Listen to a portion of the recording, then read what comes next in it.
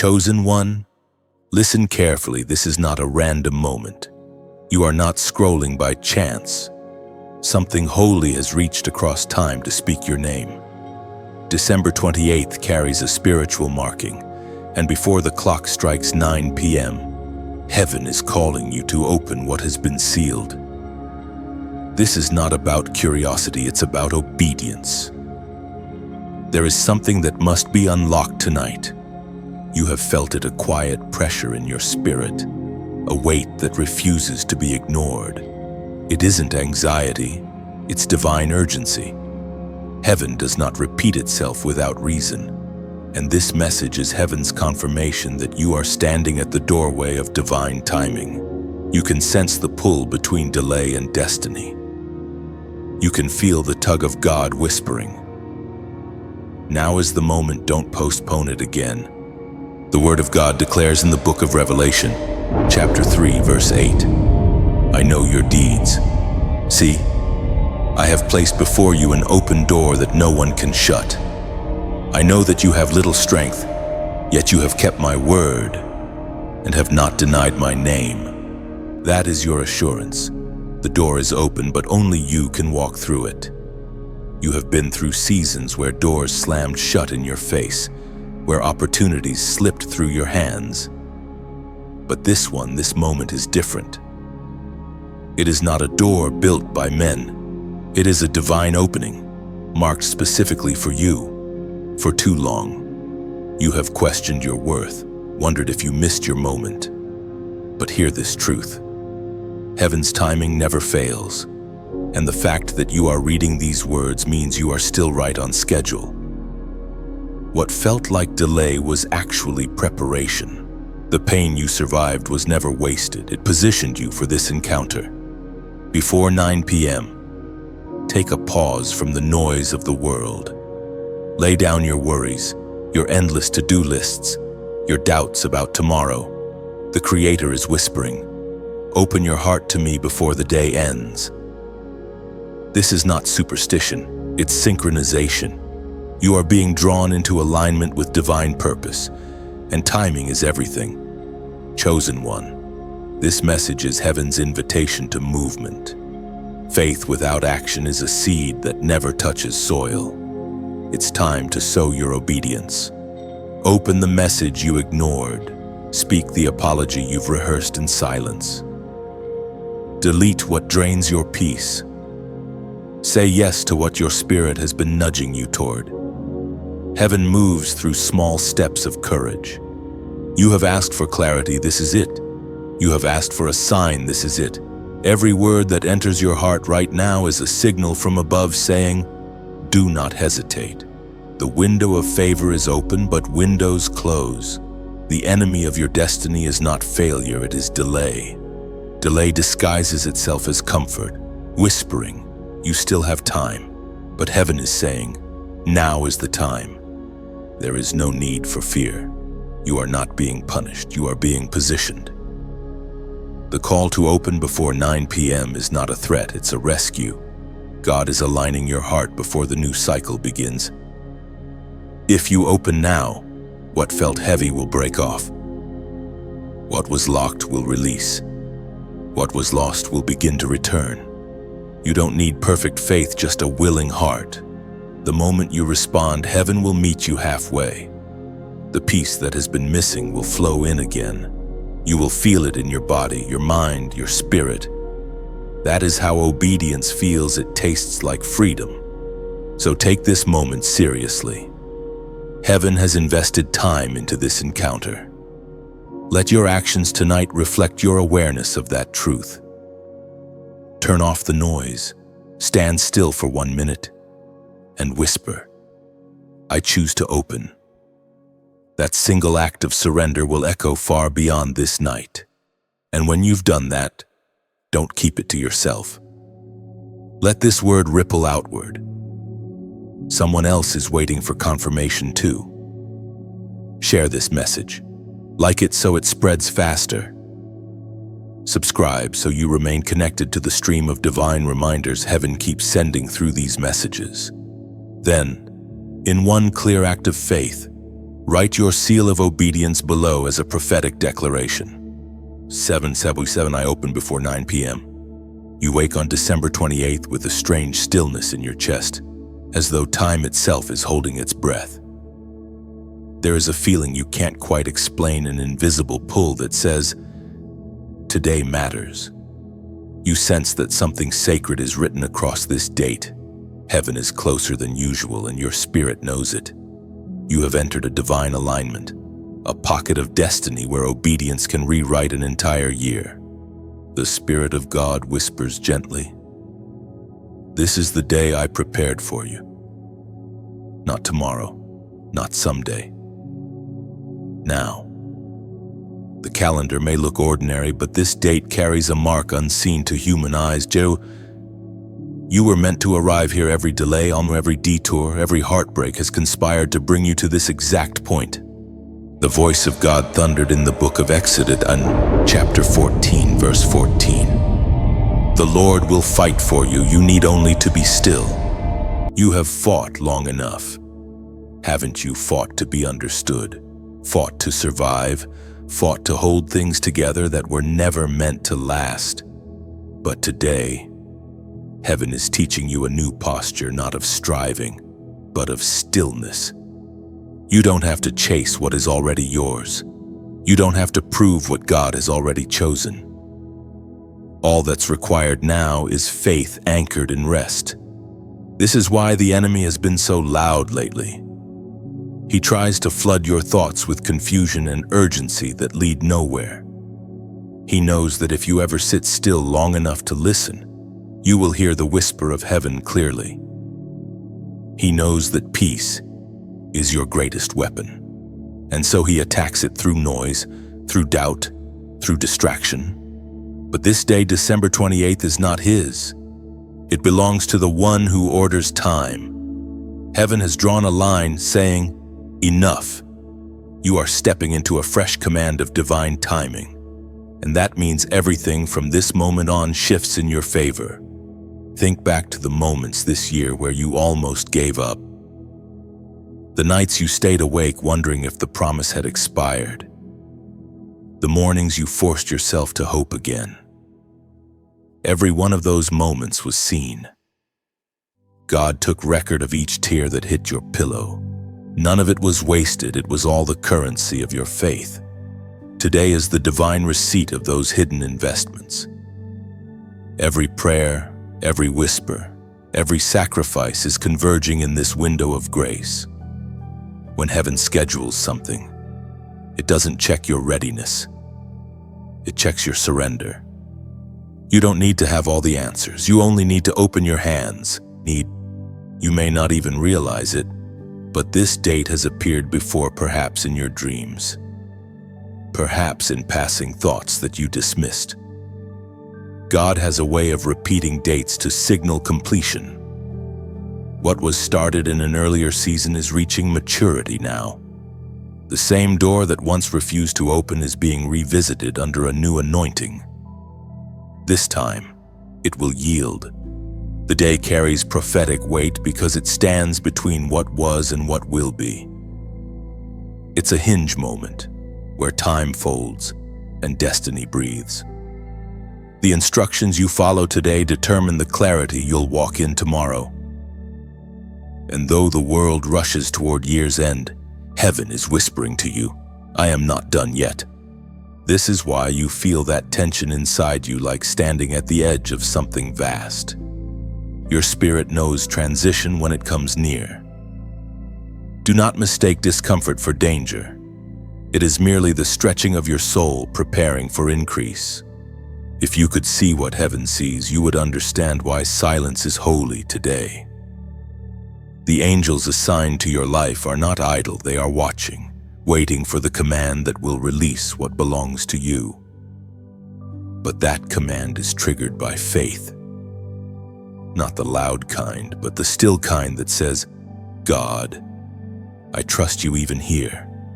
Chosen one, don't measure progress by sight. What you cannot see is already shifting. Invisible walls are cracking. What resisted you is losing its hold. God has already gone ahead of you into this date, clearing obstacles and aligning favor. Your part is simple: stay aligned, stay aware, stay still. You are being invited to trust timing again, to believe that heaven has not forgotten your name.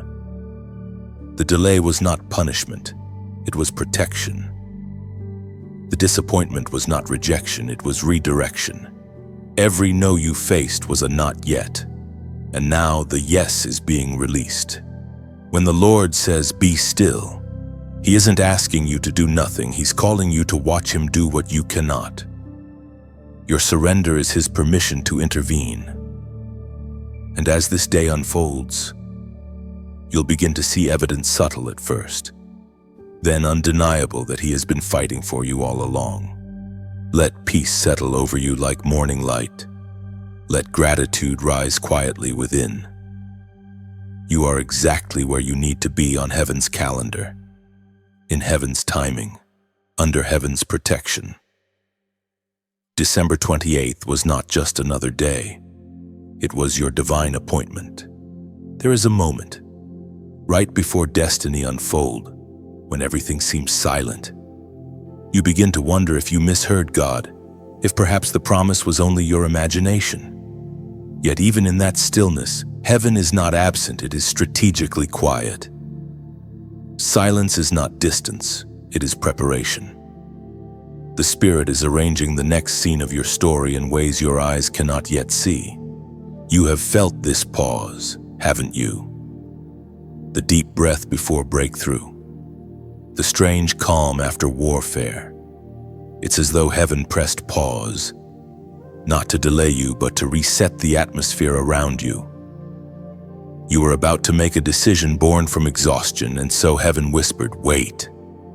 That whisper saved you more than you'll ever know, as was spoken in the sacred texts of old, in the book of Psalms, chapter 37, verse 7. Be still before the Lord and wait patiently for Him. Do not fret when people succeed in their ways, when they carry out their wicked schemes. Patience isn't passive, it's prophetic. It means you trust that what's coming is worth the wait. While you may see nothing, heaven sees everything. There are names being spoken in rooms you've never entered. There are hearts being softened toward your favor. There are plans being dismantled that once worked against you. And yet, you can feel the battle. Because whenever you near breakthrough, resistance rises. The moment you decide to move forward, distractions appear, old patterns, old voices, old doubts. It's not coincidence, it's spiritual interference. Darkness senses your awakening and it trembles. You are a threat when you remember who you are. Chosen one. Hear this: the enemy never fights what he does not fear. His noise is proof of your power. The confusion you faced lately is not a sign that God has gone silent. It's proof that light is breaking through. Every attack against your focus is meant to pull you off course before you reach your moment of obedience. Do not let it. Right now, you are standing on sacred ground. Heaven has positioned you where your next yes will change everything. The quietness around you is not emptiness, it is concentration. The Spirit of God is hovering, waiting for your agreement. If you could see the spiritual realm right now, you would see angels stationed around you, guarding the words spoken over your life. You would see chains snapping in invisible places, contracts breaking, and your name glowing brighter in heaven's record. You are being prepared for an unveiling. But here is the truth. Some of the very battles that seem to delay you are actually training you. Endurance, discernment, courage. These are muscles built only in waiting. When God finally says move, you will not crumble under the weight of destiny because the waiting made you strong enough to carry it. You may have thought God was silent, but in reality, He was speaking through circumstances, through closed doors that protected you, through disappointments that redirected you, through pauses that purified your motives. Every silence was a sentence in heaven's language, and tonight, You are learning to translate it. The Spirit of God is saying, don't misinterpret the quiet. I am closer than ever. Even when nothing feels different, grace is at work underneath the surface. A shift is happening not in the noise, but in the stillness. Take this message as your confirmation. You are not behind. You are not forgotten. You are right on time. The next movement of God in your life will not require striving. It will require stillness, trust, and faith. So breathe deeply. Let the noise fall away and whisper back to heaven the only thing he needs to hear. Yes, I trust you. The power of those words realigns every part of your path. And now, as an act of quiet faith, write your simple declaration below just 3 words that open heaven's attention. Type, I trust you. When you write it, don't do it casually. Do it as a spiritual statement. You are not typing into a comment box. You are signing a covenant of faith. Heaven sees it. Angels record it. You are marking this moment as one of trust over fear, surrender over control, and faith over sight. Tonight, that small act of obedience becomes your seed of peace. When you type, I trust you, you are not merely agreeing, you are activating alignment. Those 3 words echo louder than anxiety, louder than fear. They signal to heaven that you surrender control and give permission for divine order to take over. Faith speaks quietly but moves mountains. What you write now becomes a prophetic document between you and God himself. Each letter carries weight.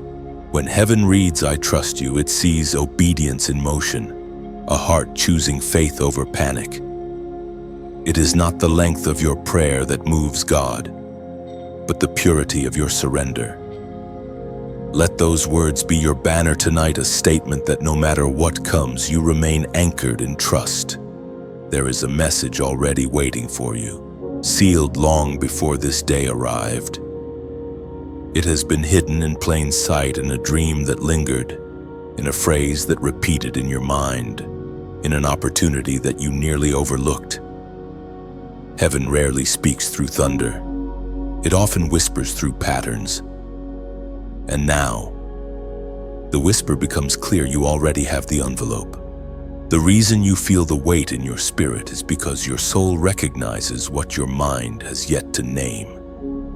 You have sensed that something was off, something incomplete, something left unopened. That sensation is not coincidence. It is a divine reminder that there's a word, a vision, a command that you received but never fully acted on. God is returning you to it today. The Spirit spoke through the prophet Jeremiah, chapter 33, verse 3. Call to me and I will answer you and tell you great and unsearchable things you do not know. That is the invitation to call again, to ask again, to look again. The sealed envelope represents the revelation you once dismissed because it didn't make sense at the time. Perhaps it came in the form of a relationship you were unsure about, an idea that felt too bold, or a change that frightened you. But what you pushed aside out of fear now holds the key to your next assignment. You are being asked to open what you left sealed. The season of delay has expired, and heaven is reclaiming your attention. Every uncompleted instruction is like a letter waiting on a desk. It cannot deliver what's inside until you break the seal. God never forgets the words he speaks. They linger until they find obedience. This is why you've been restless. Your spirit has been tugging on something ancient, something heaven released long ago but that has yet to take root on earth. The tug is your inner reminder. There's something I need to return to. That's the envelope, the unfinished business of obedience. You may not recognize it right away because it won't always appear as something spiritual. Sometimes the divine envelope looks like a person you need to call, a skill you need to develop, a place you need to revisit. Heaven hides destiny inside ordinary things. What feels small to you may be the very doorway to fulfillment. Look closely at the memories that keep replaying.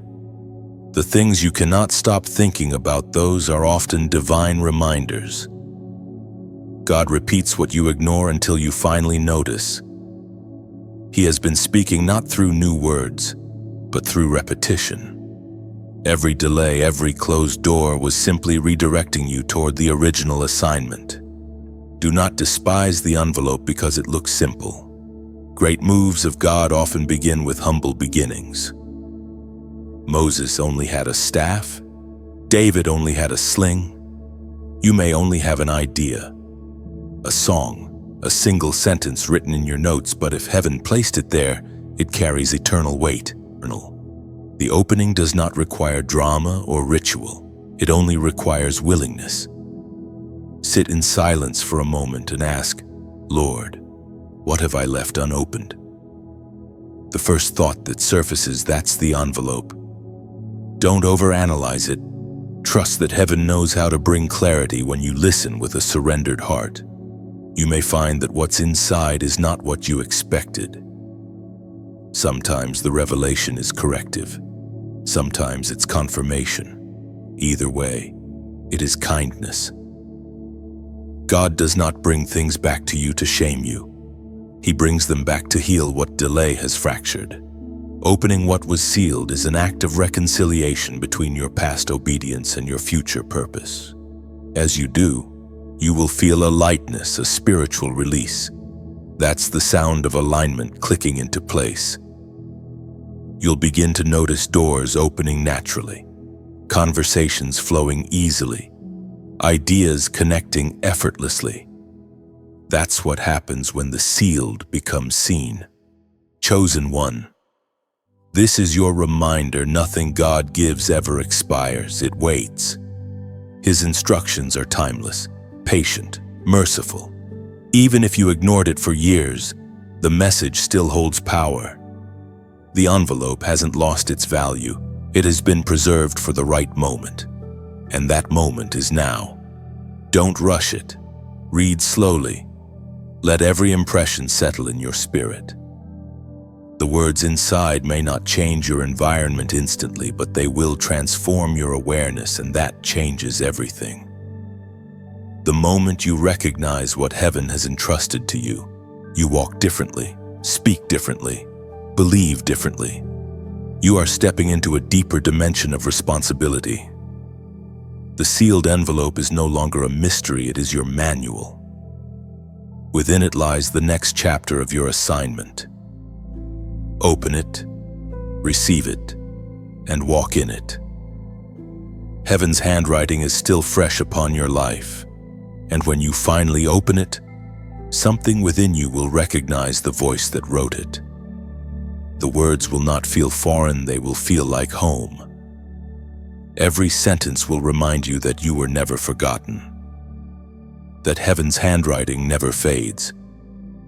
What was once hidden now breathes again, alive in your hands, waiting for your yes to set it in motion. Time moves differently when heaven speaks. You can feel it tonight, the seconds slowing down, the air thickening with meaning. It's as if the whole universe has gone quiet, waiting to see what you will do before the clock strikes 9 p.m. There is something sacred about this window, a divine intersection where obedience meets opportunity. You are standing at that place right now, the moment between what you have heard and what you will do. And even though you cannot see it, this very moment holds more weight than you imagine. When heaven calls, it is not a command born from control, it is an invitation born from love. As Jesus himself declared in the Gospel of Matthew, chapter 7, verse 7, ask, and it will be given to you. Seek, and you will find. Knock, and the door will be opened to you. That is the heart of tonight, an open door. Not a demand, but an invitation.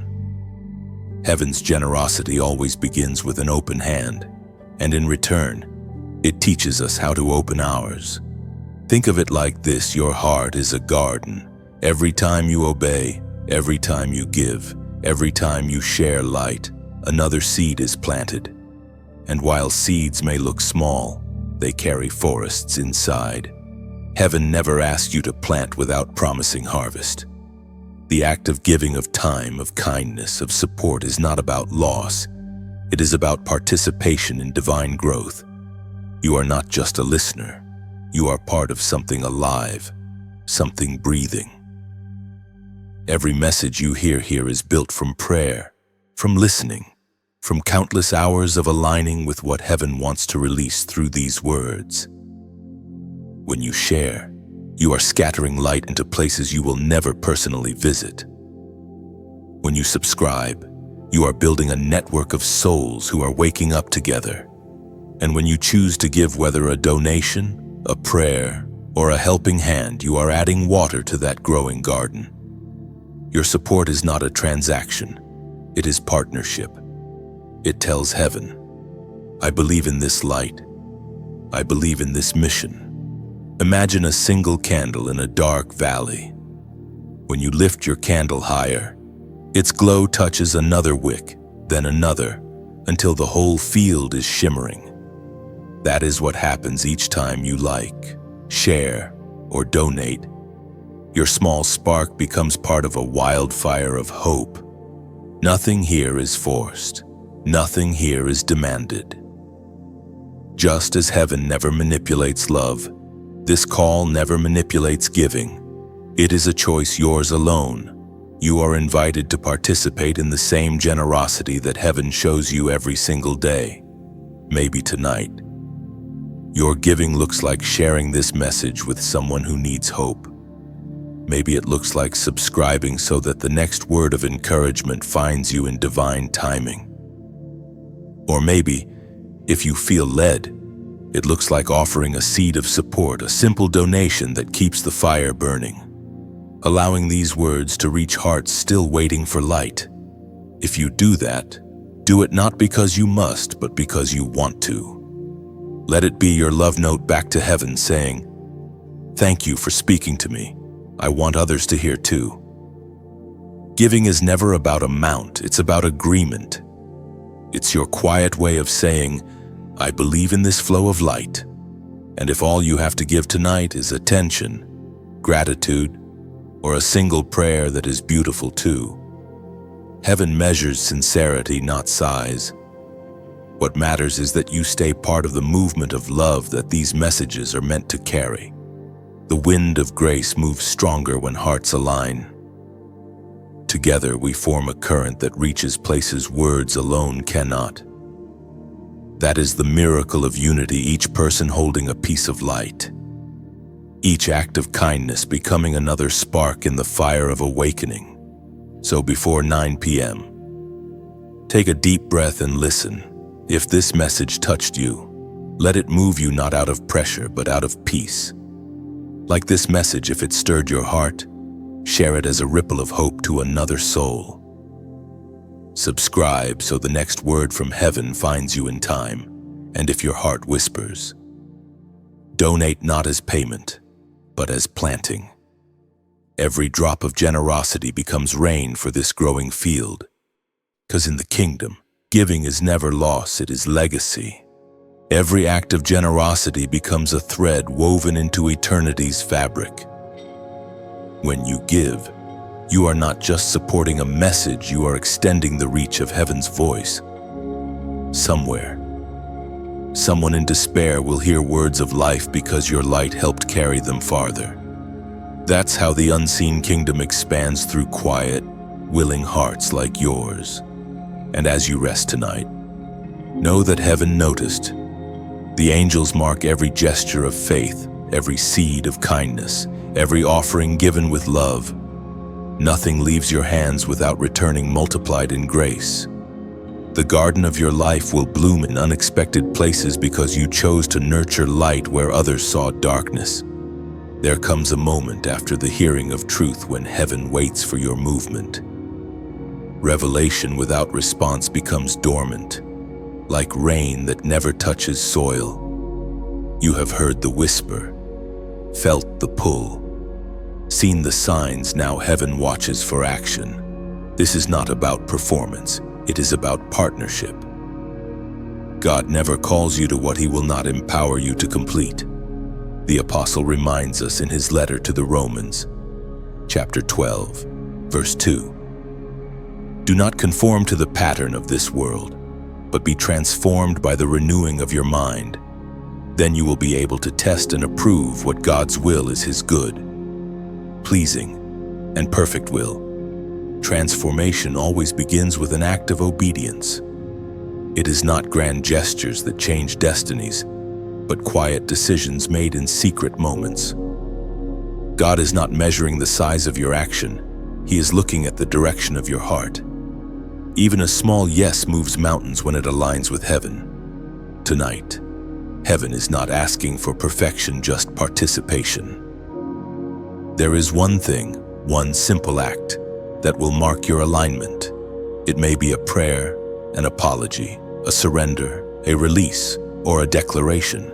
Whatever it is, you already know what it is. It has been pressing gently in your spirit, waiting for you to stop overthinking and simply do it. Do not underestimate what one step can shift. In the unseen realm, obedience creates ripples. When you choose to act, angels move. When you decide to release what you've been holding, chains break in places you cannot see. Every act of obedience triggers divine motion. Heaven does not respond to hesitation, it responds to faith.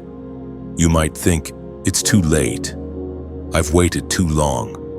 But heaven has a way of redeeming time. What you think was lost can be restored in a moment of obedience. 1,000 missed chances can be rewritten by one step of faith. That is the mercy of God. He doesn't need your history to be perfect. He just needs your now. You are not being asked to understand everything. You are only being asked to trust enough to move. Obedience is not about clarity, it's about courage. Even when the path looks uncertain, heaven sees where it leads. And sometimes the smallest action opens the greatest door. Close your eyes for a moment and listen. What is God asking you to do tonight? Maybe it's to forgive someone who never apologized. Maybe it's to let go of something that once felt safe but now suffocates your spirit. Maybe it's to begin something you've been afraid of starting. Whatever it is, your obedience is the key. There is a spiritual law at work. What you release, God multiplies. What you hold tightly loses its life, but what you surrender grows.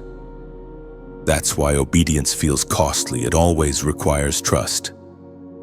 But in the kingdom, nothing truly surrendered is ever lost. It's transformed. As you prepare to act, seal your intention with a sign of agreement, not for show, not for ritual, but as a declaration of faith.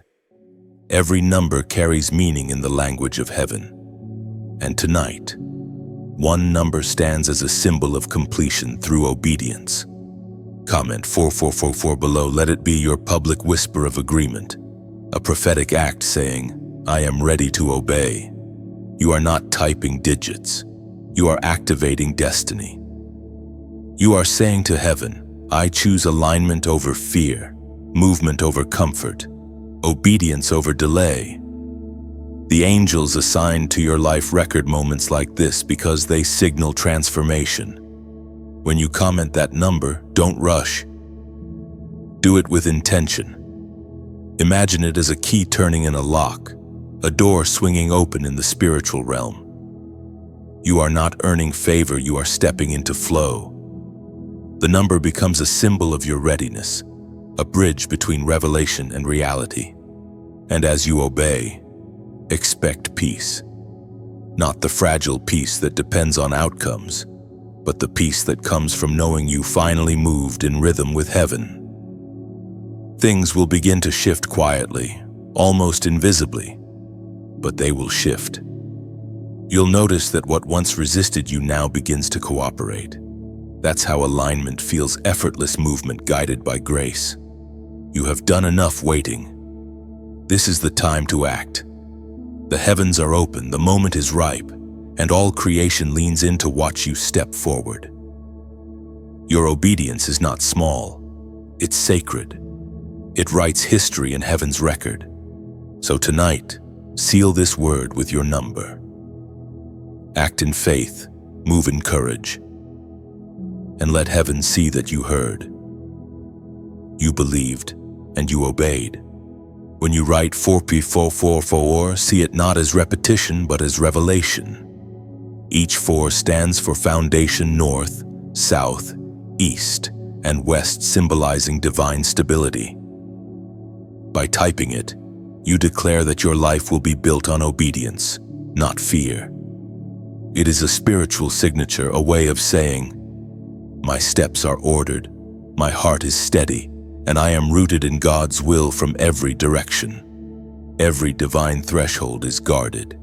That is why, each time you try to move forward, resistance rises like a wave. The closer you get to breakthrough, the louder the opposition becomes. This is not a sign of failure, it is confirmation that you are standing at the right door. The war is always fiercest at the edge of victory. You may not recognize it, but much of what you've faced recently has been warfare designed to keep you from stepping through that door. Fatigue that makes no sense. Distraction that steals your focus. Doubt that whispers louder than usual. It's not random, it's targeted. The darkness does not waste energy on those who pose no threat. It recognizes that your obedience will unleash something unstoppable. The Word of God declares in the book of Ephesians, chapter 6, verse 12, "For our struggle is not against flesh and blood, but against the rulers, against the authorities, against the powers of this dark world, and against the spiritual forces of evil in the heavenly realms." You are not fighting people.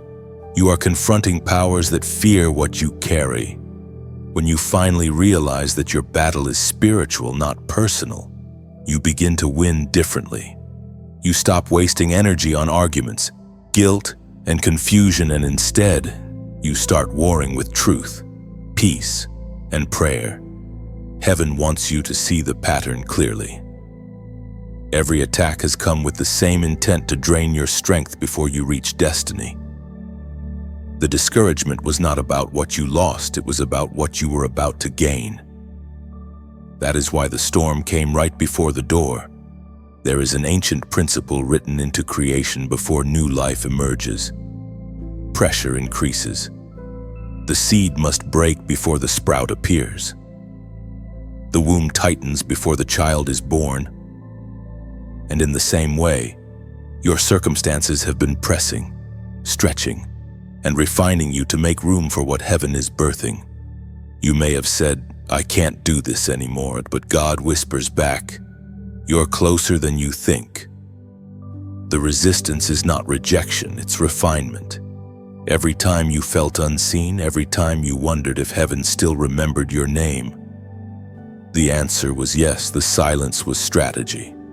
Heaven was not ignoring you, it was training you to recognize strength that cannot be shaken. The spiritual war around you does not mean you're cursed, it means you're called. The darkness wouldn't bother with you if you weren't dangerous. You are a light carrier, and light always draws opposition because it exposes what hides in shadow. But here's the truth. The enemy doesn't want you to remember he cannot touch what you surrender to God. When your heart belongs to heaven, your battles are no longer yours, they are his. You become untouchable in purpose, unstoppable in faith. Look at the pattern again. Every attack has produced something in you. Pain birthed empathy. Delay built endurance. Rejection deepened discernment. Each wound became a weapon forged in fire. You are no longer the person who started this journey, you are sharper, wiser, steadier. What once intimidated you now strengthens you. This is the war at the threshold, the final test before transformation. The question heaven asks is simple: will you push through or turn back? The pressure is real, but so is the promise. On the other side of this resistance lies rest, favor, and clarity. You will not have to fight forever. This battle has an expiration date. God is not watching to see if you'll fail. He's watching to see if you'll trust. The moment you choose faith over fear, angels take position. The very opposition that tried to break you becomes proof of how much heaven has invested in you. Don't mistake the noise for defeat. The enemy shouts loudest when he knows he's losing. The chaos is not evidence of your weakness. It's the last roar of resistance before surrender. The light in you has grown too strong to be contained any longer. Pause and breathe. Look back at how far you've come. The same grace that carried you through past storms will carry you again. You don't need a new weapon, you only need to remember who you are. Every scar on your spirit tells a story of survival. Every tear shed in prayer has watered the ground for your next season. And now, the war that tried to break you will become the testimony that strengthens others.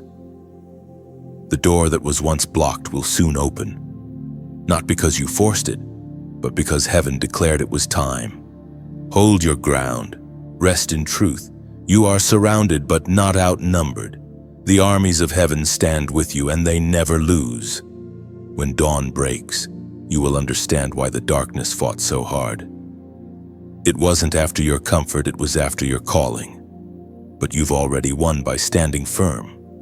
And when the first light of morning touches your face, you'll realize the battle was proof of your worth. You endured, and now heaven calls you victorious. What once pressed you now propels you forward, crowned not with fear, but with unshakable peace. The air feels lighter after warfare, as though heaven itself exhales with you.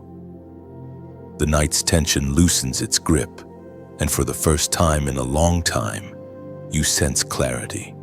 The storm has not disappeared, but your eyes have changed. You can finally see beyond the debris, and in that stillness, you understand why cleansing always follows conflict.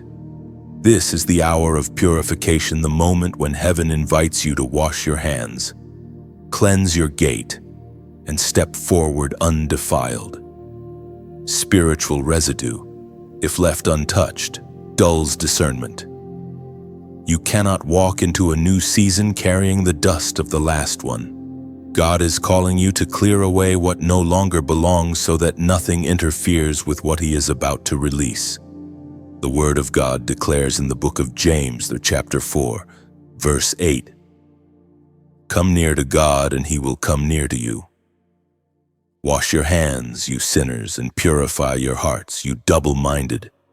This is not condemnation, it is invitation.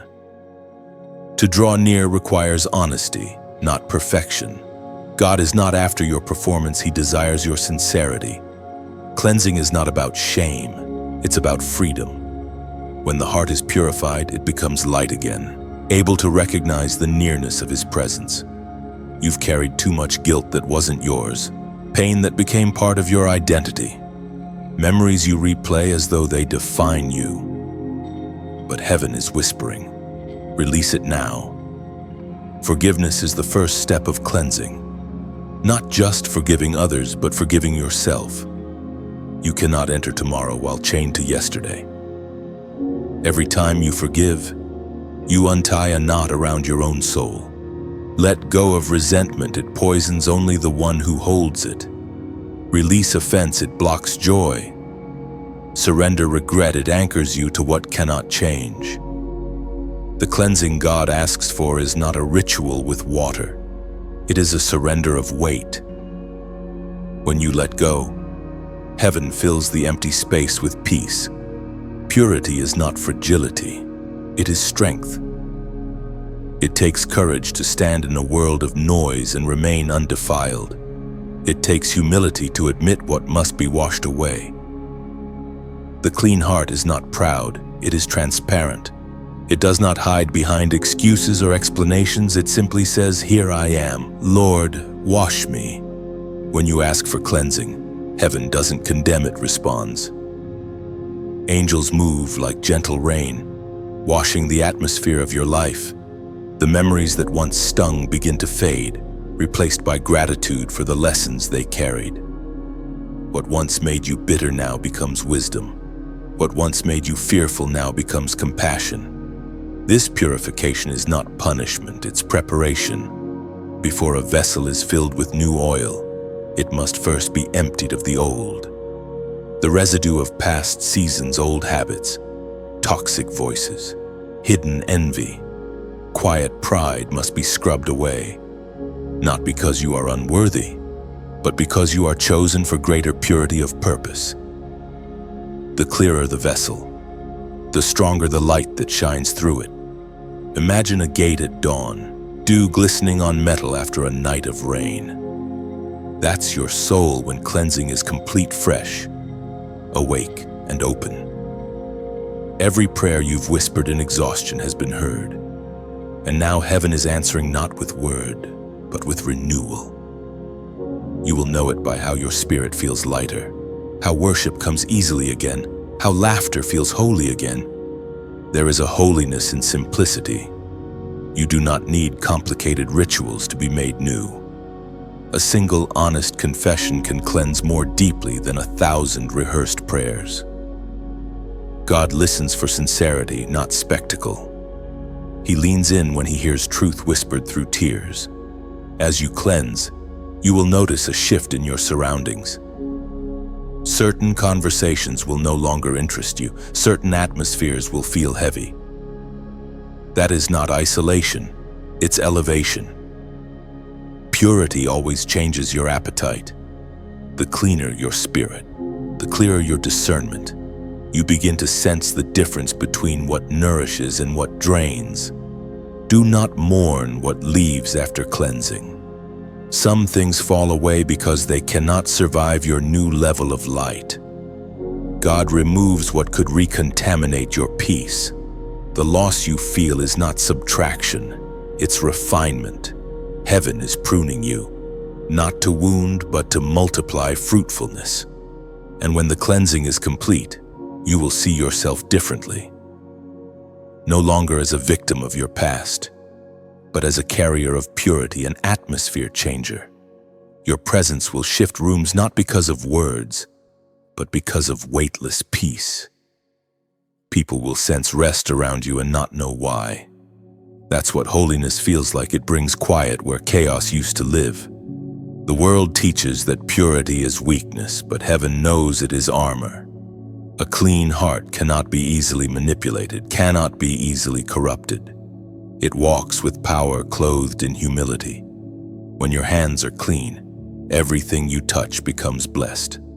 So take this time seriously. Reflect. Release. Be washed. Let the unseen rain of grace fall where it needs to. You do not have to understand every process, just stay open. The God who began this cleansing will finish it, and when he does, you will shine with a peace that cannot be imitated. There is a sacred moment after cleansing, a pause where heaven waits to see if your heart will choose covenant or convenience. Purity opens the gate, but covenant keeps it open. The difference between those who visit purpose and those who live in it is commitment. Heaven does not respond to occasional faith, it responds to consistent surrender. According to what is revealed in the book of Proverbs on chapter 16, verse 3. Commit to the Lord whatever you do, and he will establish your plans. Commitment is not a feeling, it's a vow. Feelings rise and fall like the tide, but covenant stands even when the wind howls. When you make covenant, you declare that obedience is not seasonal, it is a lifestyle. You no longer serve God only when it's convenient, but because it's who you are. This is where most people hesitate. They love the light, but fear the cost. Covenant demands more than words, it asks for alignment. It's the quiet discipline of choosing right when no one is watching. The sacred decision to stay faithful even when the promise seems delayed. But you, chosen one, are being called to higher ground. You are being asked to anchor your life in something unshakable. Heaven is not looking for your perfection, it's seeking your permanence. It longs to see you rooted like a tree planted beside living waters. unbothered by changing seasons. Convenience fades when pressure comes, but covenant endures because love holds it steady. The same love that sustained Noah through storms, Daniel through lions, and Ruth through loss now calls you to make your stand. You are not being asked to prove yourself. You are being invited to belong fully, to be part of heaven's family, not as a guest, but as an heir. Covenant is not a chain, it's a covering. When you live under it, protection surrounds you. The enemy's access to your peace diminishes because your life becomes marked, sealed by devotion. The battles still come, but you fight from victory, not for it. The storms still blow, but your roots hold deep in grace. Think of covenant as a ring placed on the finger of your soul. It is invisible but unbreakable. It binds you not by force, but by love freely chosen. It says, I will walk with you, even when I don't understand.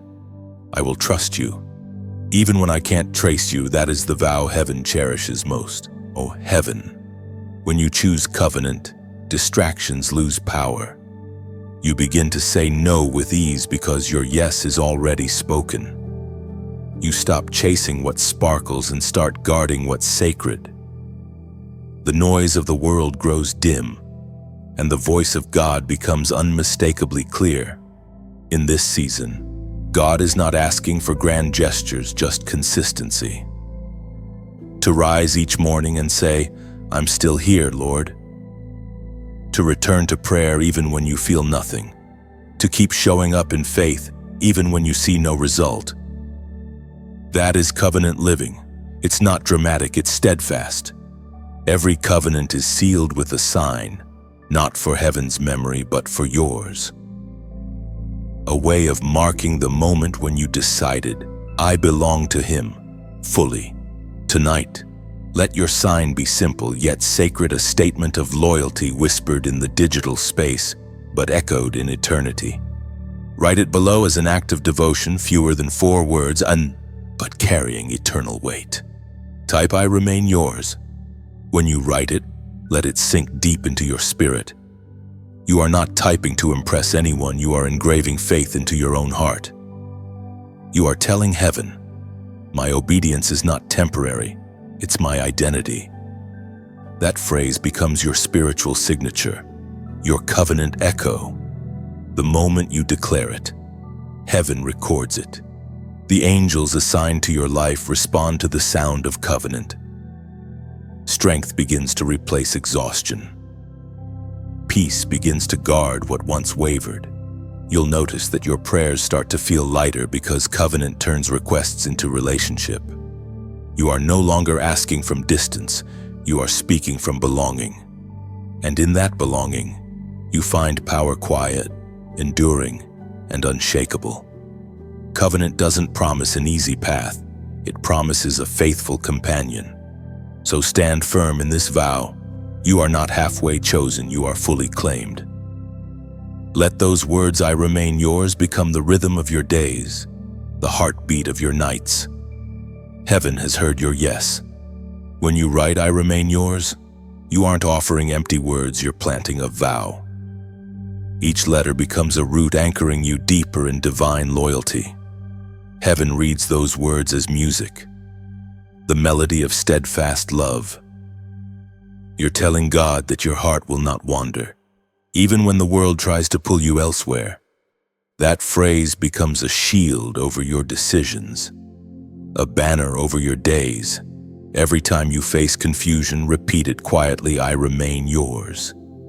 It reminds the universe who you belong to and realigns your spirit with heaven's rhythm. Covenant isn't spoken once, it's lived daily through faith, humility, and unwavering love. When you live in covenant, your steps begin to sound different, lighter, steadier, and filled with purpose. The air around you seems to hum with quiet certainty, as though creation itself recognizes your yes. This is not pride, it's harmony. Heaven and earth move in rhythm with those who walk faithfully. Every act of faith leaves a trace, like footprints on holy ground. Where you walk, others will follow. The light that surrounds you becomes a guide for those who have forgotten their way. And sometimes, the smallest gesture, a word, a share, a simple act of generosity becomes a bridge that carries someone else into hope. We are reminded through the writings of David in the Psalms, chapter 112, verse 5. Good will come to those who are generous and lend freely, who conduct their affairs with justice. Generosity is not about wealth, it's about willingness. It is the art of releasing light into motion. When you share what blesses you, it multiplies like a candle lighting another flame. The first flame doesn't lose its glow. It only creates more brightness. The message you hear today is not meant to stop with you, it's meant to travel. Think of it as a river. The river does not hoard water, it flows freely, nourishing everything along its path. When you like, share, or subscribe, you're not just clicking, you're letting that river continue its course, allowing hope to find someone else who's thirsty for peace. And when you choose to give, whether through a kind donation, a prayer, or an encouraging word, you are throwing a pebble of love into that same river. The ripples go farther than your eyes can follow. Somewhere, someone will feel the wave and whisper, "This feels like a miracle." You are part of that miracle. Your giving, whatever form it takes, is never forgotten. It becomes seed in heaven's soil, and no seed planted in love remains fruitless. God watches over it, multiplies it, and often returns it to you in unexpected ways, through peace, through open doors, through quiet protection when you need it most. If your heart feels moved, let your generosity flow like wind through trees, soft, natural, and full of purpose. Like this message if it spoke peace into you. Share it if you want its light to reach another soul sitting in silence. Subscribe so that you remain part of this unfolding story, receiving each new word as divine timing continues to align.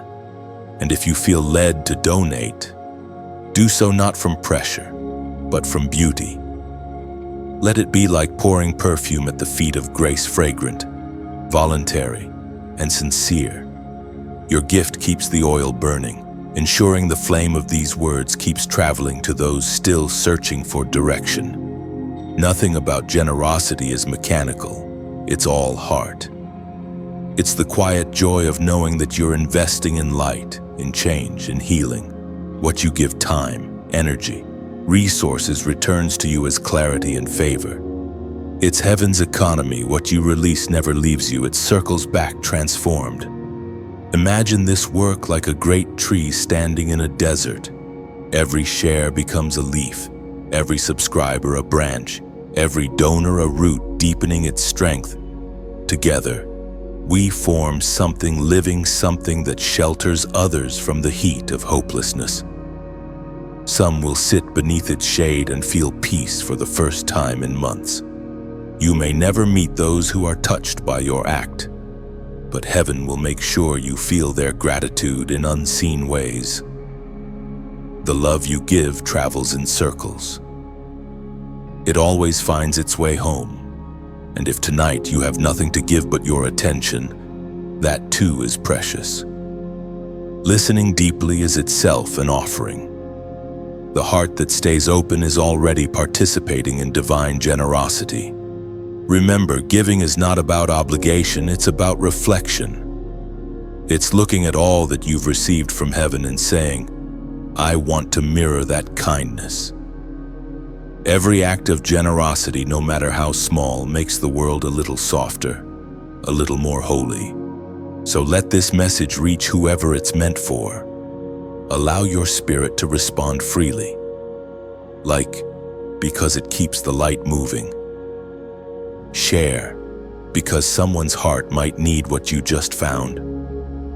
Subscribe, so that your journey stays intertwined with this flow of faith. And if your heart whispers to donate, Let it be a song of gratitude, a voluntary offering of love back into the stream of grace that continues to feed us all. When hearts move together like this, giving is no longer about transaction, it becomes worship. It's the language of heaven translated into human kindness. Every light you kindle tonight becomes part of a constellation. Heaven is drawing across the world, small sparks forming one radiant picture of grace. Whether through a like, a share, a subscription, or a gift, your part matters. The flame you nurture here will travel farther than you imagine, touching hearts you'll never meet but eternally connected to your act of love.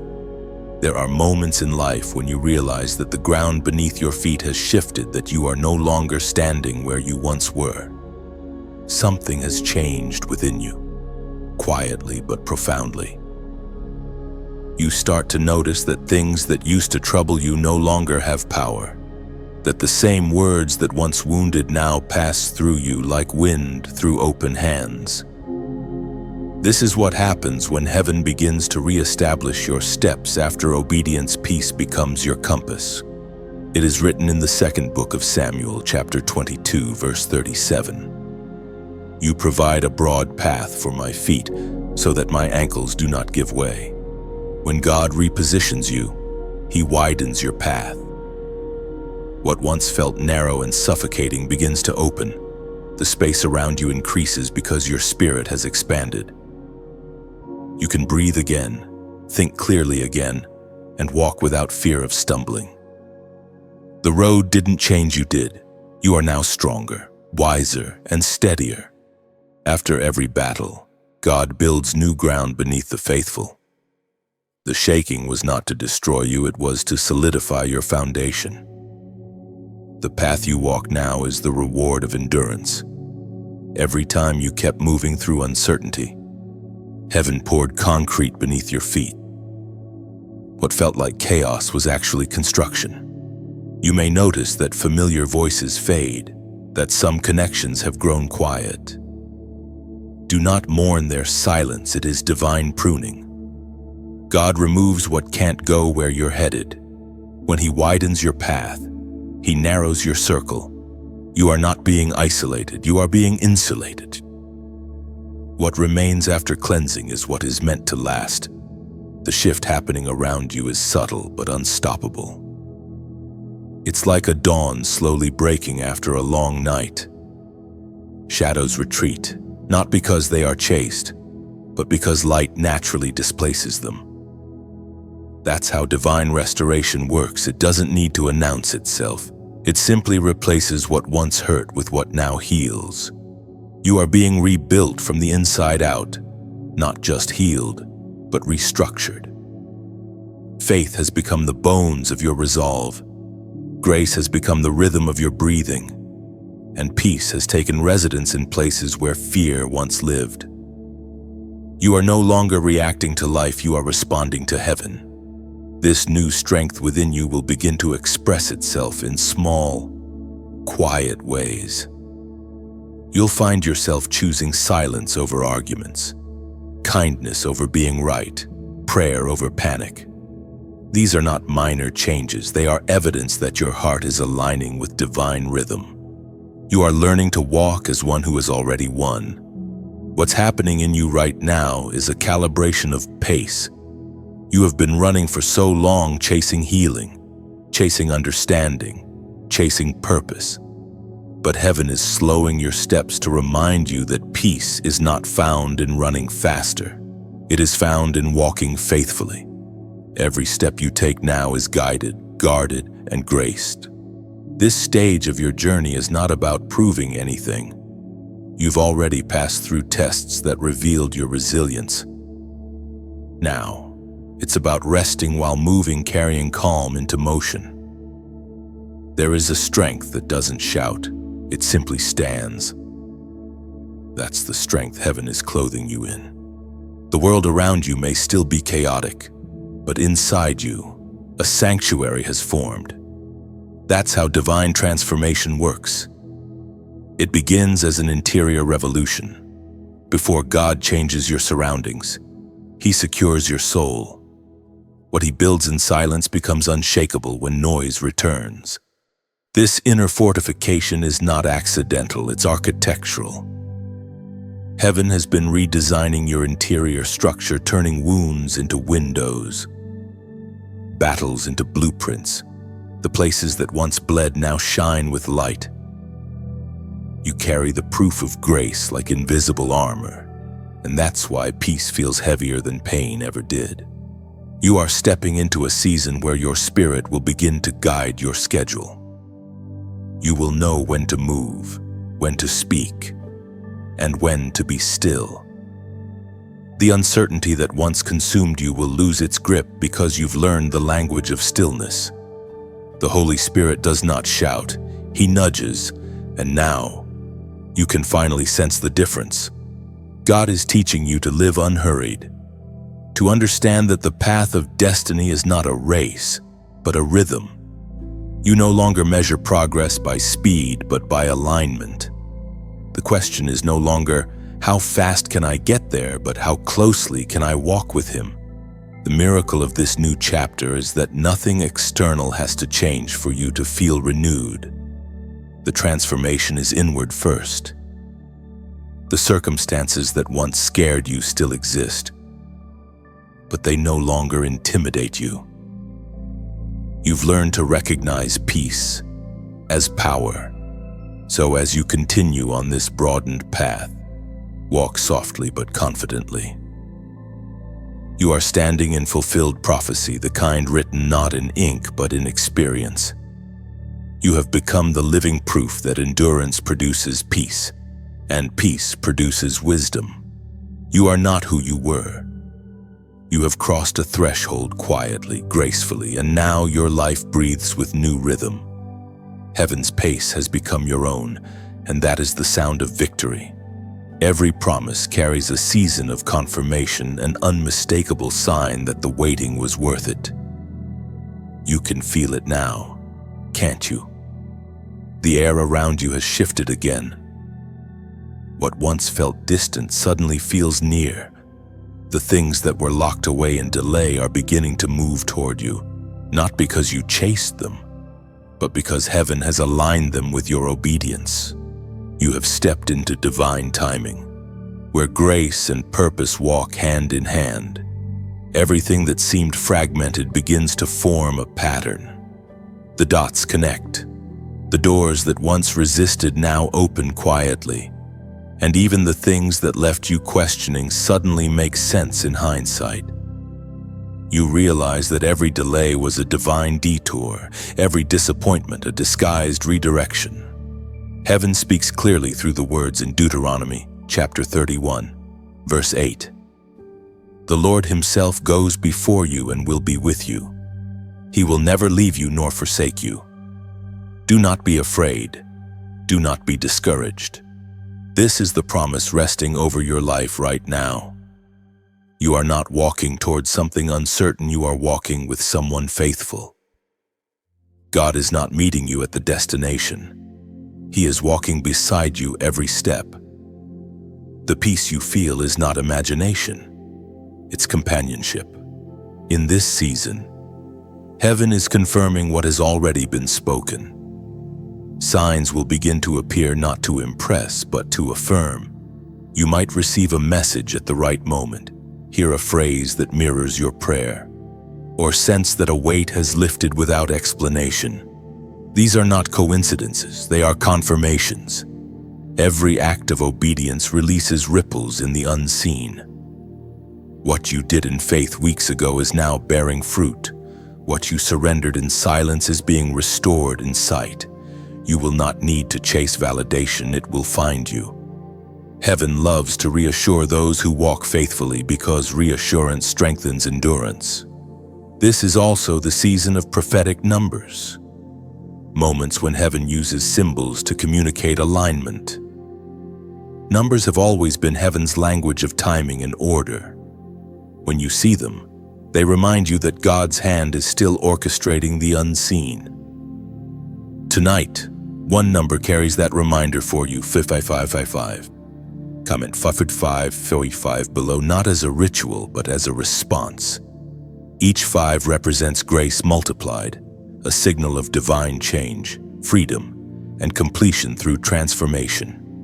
It is heaven's way of saying, you are entering a cycle of new grace. When you type those numbers, imagine doors opening in sequence one after another, each representing a promise fulfilled, a burden lifted, a path cleared. You are declaring agreement with what heaven is already doing. It's not superstition, it's synchronization. You are marking your alignment with grace. As you write 5, let it mean this. I receive the grace to move forward.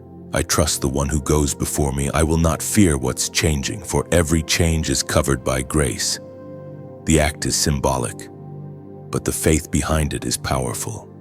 In the days to come, you'll begin to notice grace showing up in small but undeniable ways, provision that arrives right on time, unexpected peace in moments that once triggered worry, answers that come through unlikely people. That is the ripple effect of obedience mixed with faith. You are now walking under an open heaven. The same grace that sustained you in silence will now surround you in manifestation. Where you once asked when heaven is answering now. But remember, grace is not a license to drift, it's an invitation to grow, to stand in.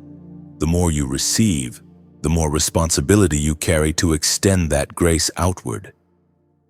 Be generous with your kindness, patient with others, gentle with yourself. That's how divine favor multiplies. It flows freely through open hearts. Chosen one. Heaven rejoices over your perseverance. You have not been forgotten. Not for a moment. Every tear, every act of faith, every small yes has been recorded. You are entering a chapter where peace will lead and grace will guard. So pause, breathe, and declare your alignment with grace. Write the number below not as digits, but as declaration. Let it echo 5555, grace upon grace, favor upon favor, confirmation upon confirmation. This is the sound of divine reassurance, the echo of heaven whispering. You made it through the waiting. Now walk in what I promised. When you write 5555, you are speaking heaven's arithmetic, grace multiplied in motion. Each 5 represents a layer of divine covering, grace to begin, grace to endure, grace to release, and grace to rise. You are not begging for favor. You are affirming that it already surrounds you. It is your declaration that change no longer frightens you, it refines you. These numbers become your banner of transition, a silent but powerful yes to transformation. Every time you see them again in time, messages or moments, let them remind you that God is still guiding your steps. You are walking in favor's rhythm, covered on all sides. 5555 isn't coincidence, it's covenant, heaven's gentle way of saying, you are exactly where you need to be. After the wave of grace settles, you notice a new stillness, a holy quiet that feels different from the silences of before. This one doesn't feel empty. It feels full, like the air right before dawn when light is preparing to break. You can sense that heaven is not finished yet. Something deeper is being written into your spirit, something that will define the next chapters of your journey. It is written in the book of Isaiah, chapter 58, verse 11.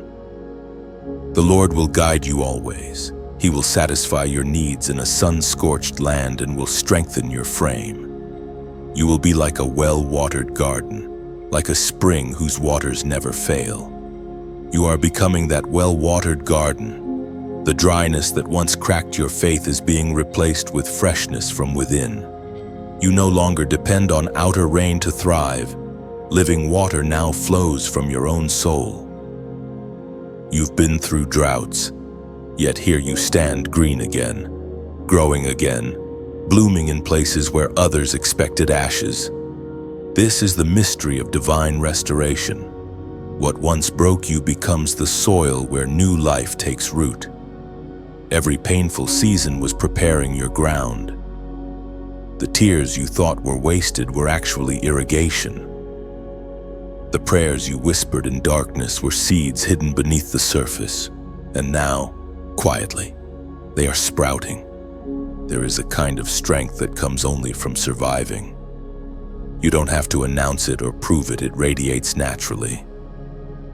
People may look at you and wonder how you keep standing. They won't see the invisible battles you fought. The nights you nearly quit, the mornings you started again by sheer faith. But heaven saw, heaven remembers, and heaven rewards endurance with peace that cannot be shaken. This peace doesn't mean you'll never face difficulty again. It means the storms can rage, but they cannot uproot you anymore. The roots of your faith now run deep. When the wind comes, you bend but do not break. When fire burns around you, it refines instead of destroys. That's the transformation grace produces. It turns fragility into firmness, uncertainty into unshakable trust. Your spirit has learned how to rest while remaining alert, how to trust even when the path is unseen. This is what spiritual maturity feels like, not loud confidence, but quiet certainty. You have learned to walk with God in rhythm, not in rush. And because of that, your life is beginning to overflow with quiet fruitfulness. Pay attention to the subtle changes. You may find yourself responding differently to old triggers. Where anger once lived, now compassion speaks. Where fear once dictated your steps, now peace holds the map. This is evidence of your transformation. You are not just hearing God's voice, you are beginning to reflect it. And as you grow, others will notice the calm that follows you. People will seek your presence without knowing why. It's not charisma, it's the residue of grace. The peace within you will start healing environments around you. You won't have to say much, the atmosphere itself will testify. This new stage of your journey is about stewardship.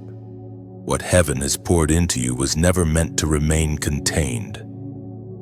Like the well-watered garden, your overflow becomes nourishment for others. When you speak, encouragement will flow.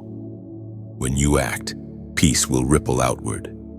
You are now carrying rivers within you, and they will find their own paths to thirsty places. But with abundance comes responsibility. You must guard your peace as a sacred trust. Protect your time, your focus, your energy. Not every invitation deserves your presence. Not every opportunity is an assignment. Learn to ask heaven before you say yes. The enemy cannot steal what you give to God first. There will still be days of weariness, moments of doubt, but even those are sacred. They remind you that you're human, dependent, and loved. Grace doesn't erase struggle, it redeems it. When you stumble, get up gently. When you tire, rest without guilt. The God who began this work in you will complete it in His own rhythm.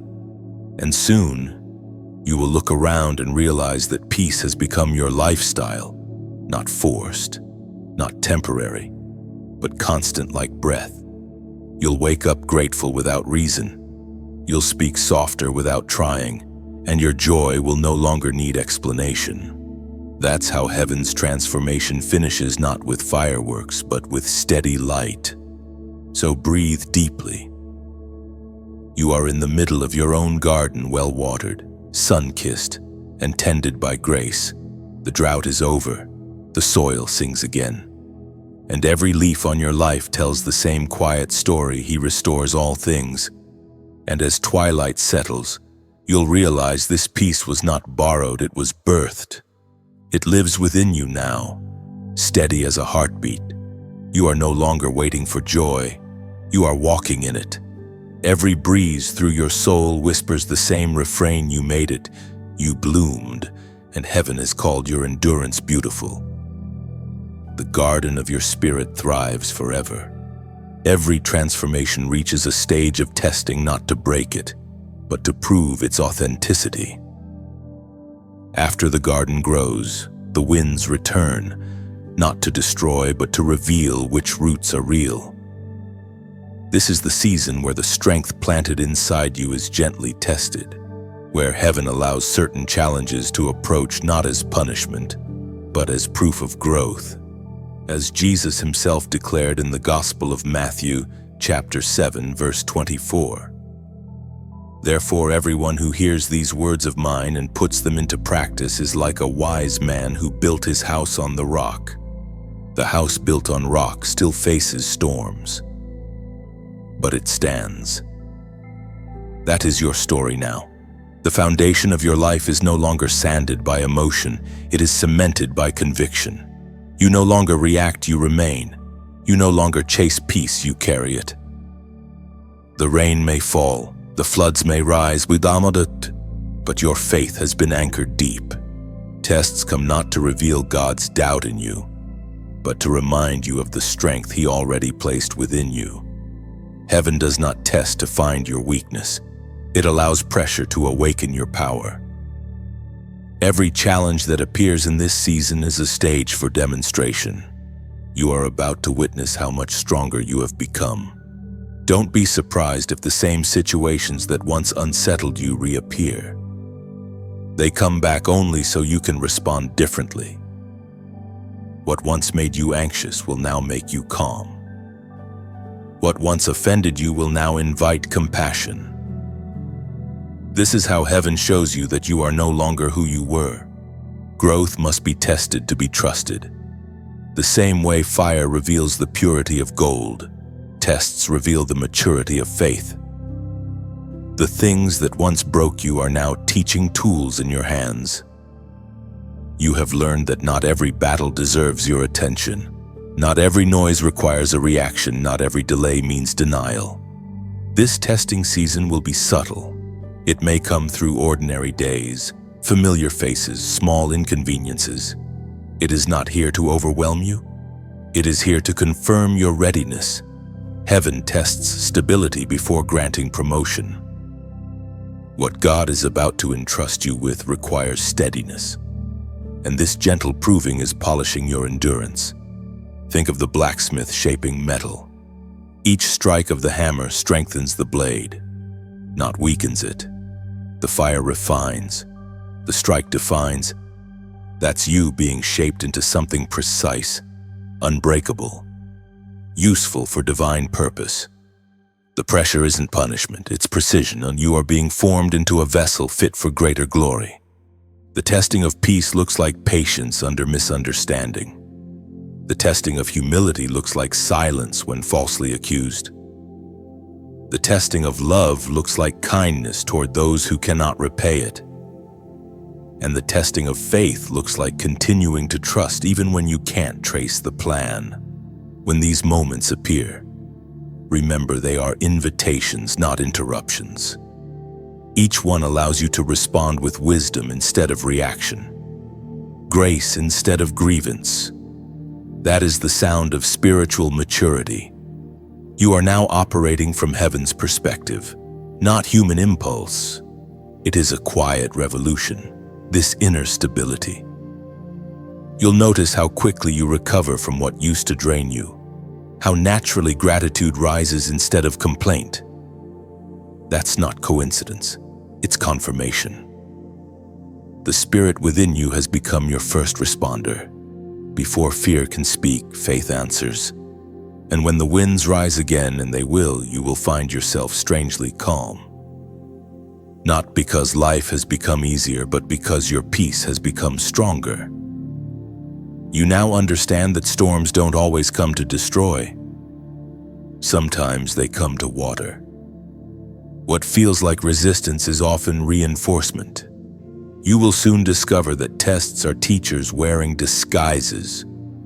They appear harsh, but they arrive carrying lessons written in invisible ink, lessons only visible after endurance. You won't fully understand them at first, but when the dust settles, wisdom will remain in your hands like gold sifted from the ashes. This chapter of testing is actually a rehearsal for responsibility. God is preparing you to carry influence without pride, favor without forgetfulness, and peace without passivity. You are being trained to remain pure when power comes, humble when honor grows, and steady when doors open. So do not fear the testing. Welcome it as a divine classroom. Every question it asks has one answer written deep within your spirit. I trust the process. As these moments unfold, remember you are not being unmade.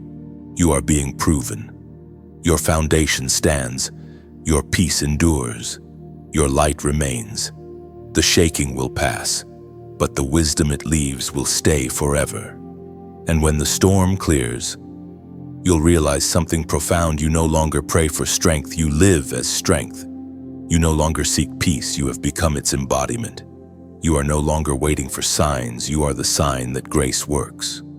And when the clouds finally part, you'll see yourself reflected in the calm waters, unchanged in essence, but transformed in depth. You will smile, not because the storm ended, but because you discovered you could stand within it and still shine. That realization is heaven's final proof you are ready. After the testing comes revelation. When you realize that your peace endured, your heart begins to open in new ways. Gratitude flows through you like morning light through a window just cleaned by rain. You start to see everything differently, not as random, but as connected. Every challenge, every waiting season, every tear, they were all brushstrokes in a masterpiece only heaven could design. And now, standing in this quiet clarity, you feel a new kind of calling, not one of striving, but of sharing. The peace you carry isn't meant to be stored away like treasure, it's meant to travel. Heaven didn't pour this light into you so you could hide it. It wants your life to become a reflection that reaches others still standing in shadows. The ancient words recorded in the Gospel of Luke, chapter 6, verse 38, remind us, give, and it will be given to you. A good measure, pressed down, shaken together and running over, will be poured into your lap. For with the measure you use, it will be measured to you. Giving, in heaven's language, is not a transaction, it's translation. It's how the invisible becomes visible. When you offer kindness, when you share what has healed you, when you support the message that brought peace to your heart, you're not losing anything, you're letting your gratitude speak its native tongue. Think of your heart as a lantern. When it shines, it can light paths for others lost in the dark. But sometimes wind and time dim the flame. That's when a single act, a like, a share, a few words of encouragement becomes fresh oil. Each small gesture is a drop that keeps the fire alive. So the light continues to reach those who still search. And when you subscribe, it's not a click, it's a continuation. You're saying, keep the light coming. Keep reminding me of heaven's voice. It becomes a tether between hearts walking the same path, a way of keeping your lantern trimmed and ready for more illumination. If you ever feel stirred to give, to donate, let it come from that same place of beauty, not duty. See it as releasing a dove into the sky, never knowing exactly where it will land, but trusting it will carry a message of peace. Your generosity, however simple, becomes a silent sermon traveling farther than your words ever could. Nothing you release from love ever disappears. It transforms. It becomes the echo of your faith, returning as blessing in forms you may not expect: an answered prayer, a moment of peace, an opportunity wrapped in surprise. That's how heaven measures giving, not by quantity, but by the quality of the heart behind it. Your support, your engagement, your sharing, it all helps this stream of light continue to flow. Each time you help the message move, you are not just forwarding words, you are forwarding hope. Somewhere, someone scrolling through a sleepless night will find a phrase that stops their fear, and you will have been part of that miracle.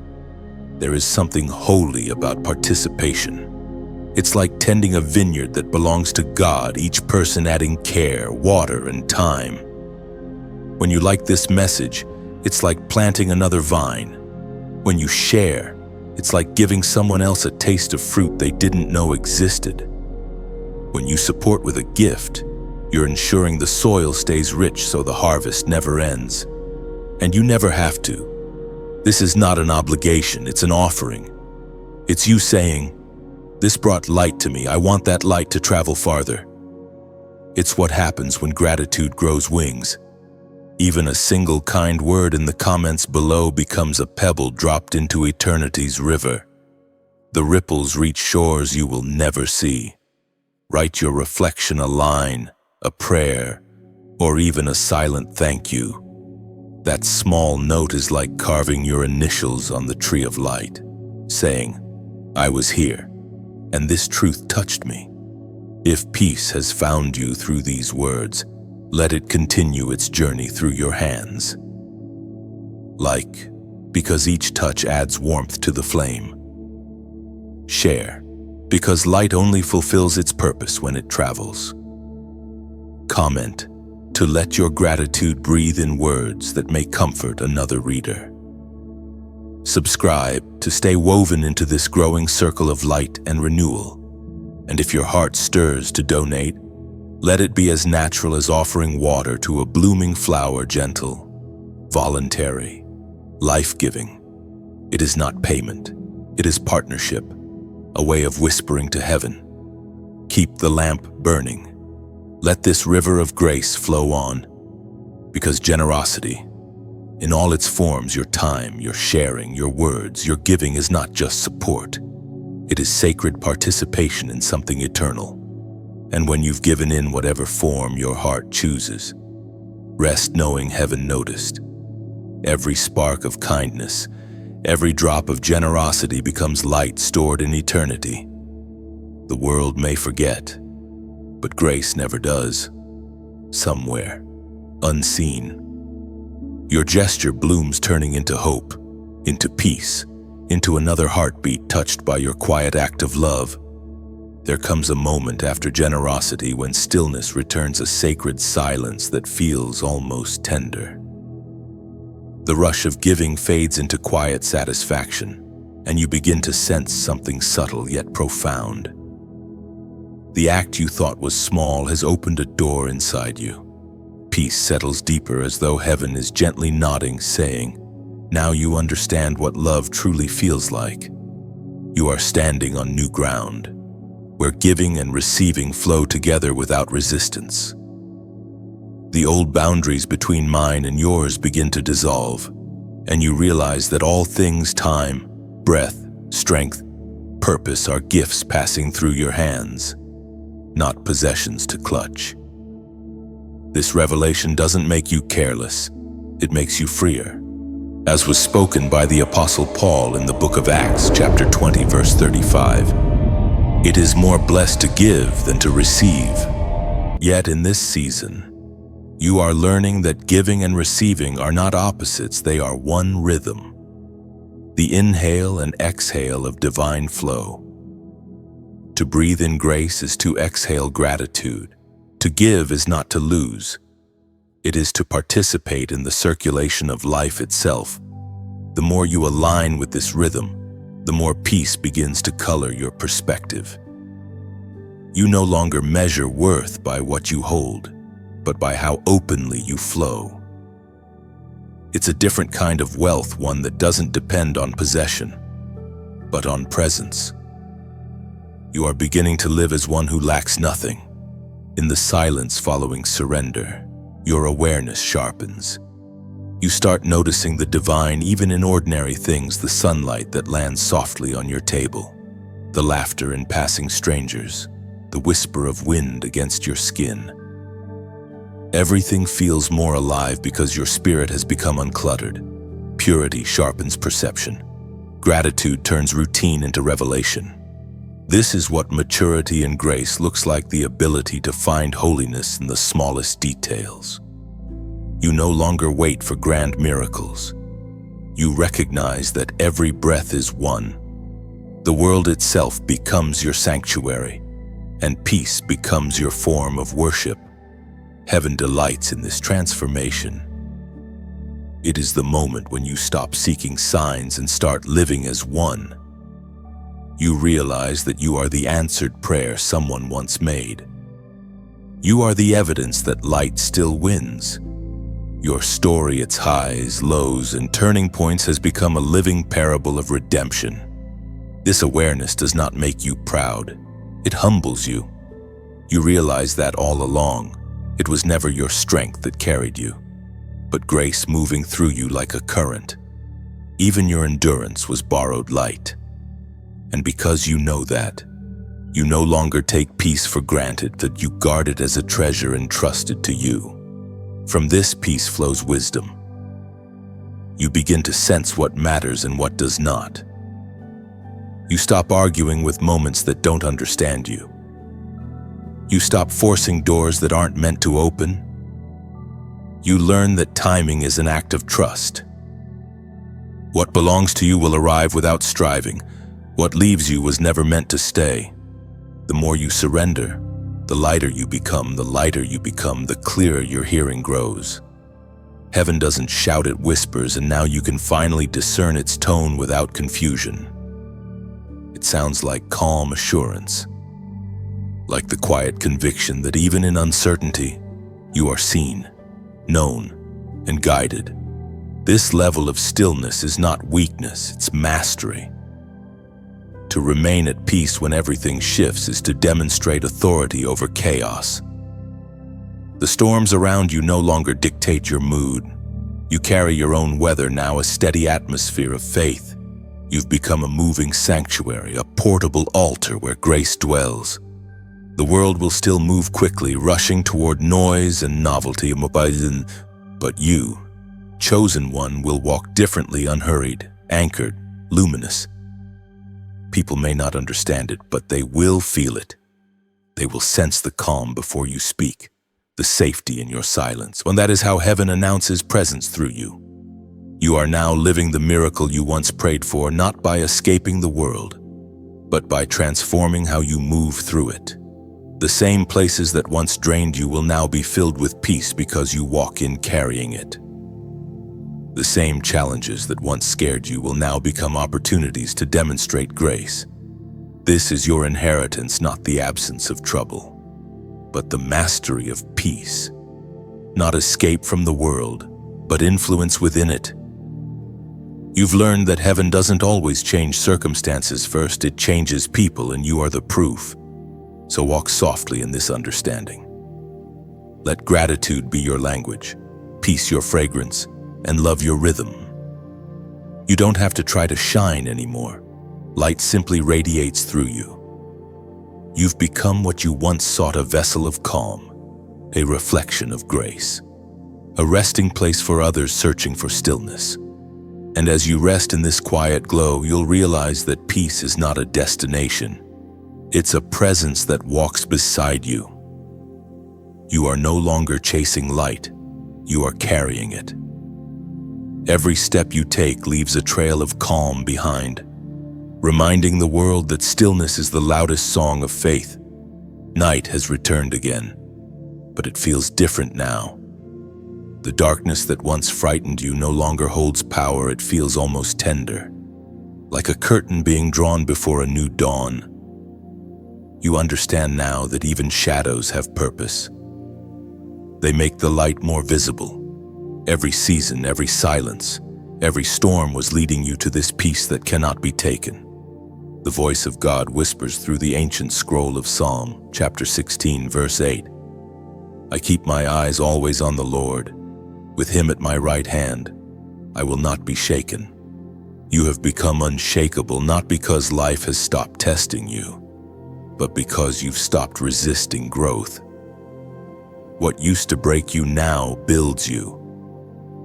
What once confused you now confirms your calling. You walk with the awareness that every step you take is accompanied by grace, and that realization brings quiet strength that never leaves. This final part of your journey is not about striving, it's about staying.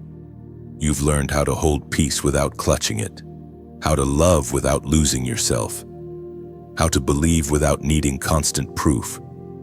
This is spiritual maturity, living as one who trusts that heaven is never absent, even when unseen. Your life has become a testimony that peace is not weakness, it is wisdom. You've discovered that gentleness is not surrender, but power restrained by love. The calm that now surrounds you is not passivity, it is mastery over reaction. You no longer need to explain or defend, the way you move now speaks for you. When others hurry, you remain still. When others panic, you breathe. You have learned the secret rhythm of heaven movement born from rest. That rhythm will guide you wherever you go, through every change still ahead. You no longer fear transition because you understand that endings and beginnings share the same door. Look back for a moment, not with regret, but with reverence. Every trial was a teacher. Every heartbreak was a sculptor. Every delay was a gardener pruning your life for fruit that lasts. You thought you were being buried, but you were being planted. But now the fruit has appeared, not loud, not boastful, but steady and sweet. You carry wisdom that can't be learned in ease. It's the kind forged in silence, written on the inside of scars, whispered by God in moments you thought He was far away. That wisdom is now your crown, not a visible one, but one that heaven recognizes. You are crowned with understanding, with mercy, with depth. There will still be noise around you, the world will always clamor for your attention. But your soul has learned to tune itself to a higher frequency. You live from the inside out now. The storms outside no longer define your weather. Your peace defines theirs. You've become the calm in the chaos, the pause in the rush, the whisper of grace in a world addicted to noise. This is not the end of your story, and it's the beginning of living differently. You will still dream, still build, still love, but now with a steadiness born from divine trust. You will wake with gratitude instead of worry. You will make decisions from peace, not pressure. You will love without fear of loss, because love itself has taught you it cannot truly end. And wherever you go, you will carry an invisible light. People will sense it before they hear you speak, a presence that reassures, a calm that invites. You won't even need to try. Grace will do the speaking. That's what it means to be chosen, not to escape life, but to illuminate it. Heaven smiles at this transformation, not because you reached perfection, but because you accepted process. The angels who once guarded you through dark nights now watch as you walk confidently in daylight. The God who whispered, "Wait," now says, "Walk." And the ground beneath your feet responds, recognizing the authority of one who endured and believed. You are no longer in preparation. You are in purpose. No longer learning peace, you are living it. No longer chasing signs, you are one.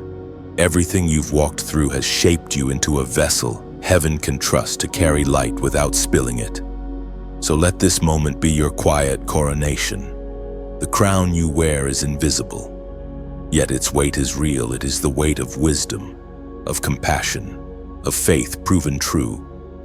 The heavens know your name, and creation itself recognizes your stride. You are not who you were, you are who you were always meant to be. As you exhale, feel the rhythm of eternity echo within your chest. You are part of something vast and sacred, and yet deeply personal. The story of heaven continues through you, in every act of peace, every word of kindness, every moment of stillness that ripples outward into the world. The journey is not over, it has only changed form. The destination has become the path, and the path has become the presence. This is what it means to live chosen, to walk each day aware that God is near, that grace is sufficient, and that peace is your inheritance forever. And now, as the final word settles, take a slow breath and simply feel this moment.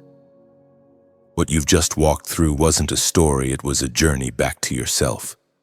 a reminder that heaven has never stopped weaving grace into your days. Every heartbeat, every quiet realization has been preparing you for this peace you now hold. If this message reached you, let it continue its gentle ripple through the world. Like it not as a routine click, but as the soft sound of gratitude, a way of saying, I was here, and I received light. Share it, not for numbers, but for souls, for someone out there who is still in the storm you've just walked out of. Your act of sharing can become their doorway to calm. Write a comment, even if it's just a sentence from your heart. It could be a reflection, a simple thank you, or a whisper of what moved you.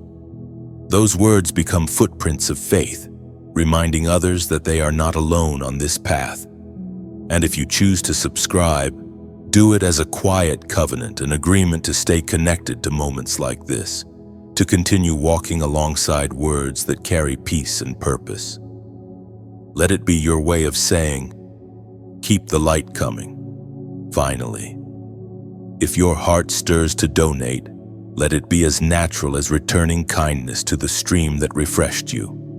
No pressure, no expectation, only love flowing back into the source. Your gift, no matter its size, becomes part of the current that carries hope farther, because light only fulfills its purpose when it travels.